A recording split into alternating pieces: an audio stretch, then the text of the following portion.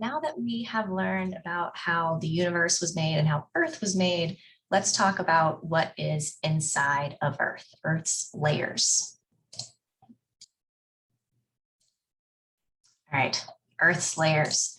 So we are going to take a journey starting from way outside of Earth and then traveling in our spaceship down towards Earth. And eventually we're going to reach Earth's surface and go through Earth all the way down to the center of Earth.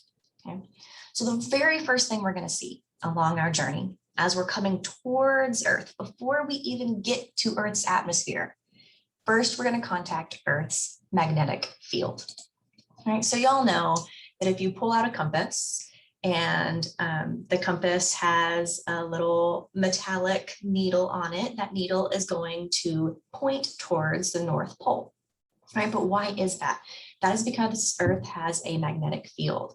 And you can think of Earth kind of like a bar magnet, right? It has a north end and a southern end, and it creates a magnetic field around that bar magnet.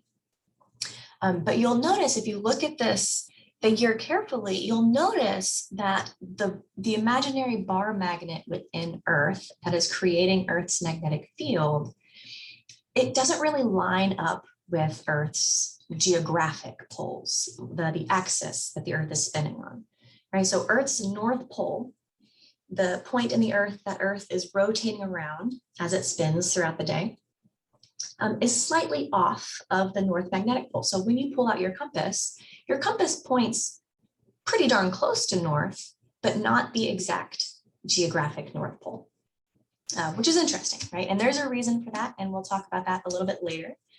But just know, right, that Earth has this magnetic field. The magnetic field is generated within Earth. You can think of it kind of like a bar magnet. And that the bar magnet is pretty darn closely aligned with the geographic North and South poles, but not quite. Okay, so as we continue to come towards Earth, after we notice Earth's magnetic field, then we're going to come in contact with Earth's atmosphere, right? Take a big breath in, big breath out. You just breathe it in and out, Earth's atmosphere. Earth's atmosphere, it's what we call air, right? It's just a mixture of mostly nitrogen, about 21% oxygen, and the rest, just that small 1%, is made up of other gases, right? Carbon dioxide, methane, sulfur dioxide, things like that. But most of the air that we're breathing in is nitrogen and oxygen. And Earth's atmosphere is actually really thin. If you've ever seen an image that an astronaut or a satellite has taken from outer space looking down on Earth, you'll notice that the atmosphere is just this very thin sliver of gas around Earth.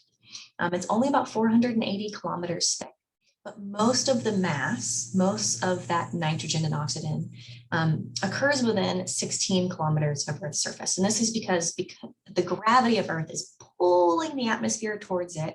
So the atmosphere is really dense, really close to Earth's surface. So near sea level, we can breathe very easily, but less dense once you get farther out away from Earth. And that's why if you climb a really high mountain like Mount Everest, it's going to be really hard. There's not going to be as much oxygen in the atmosphere there.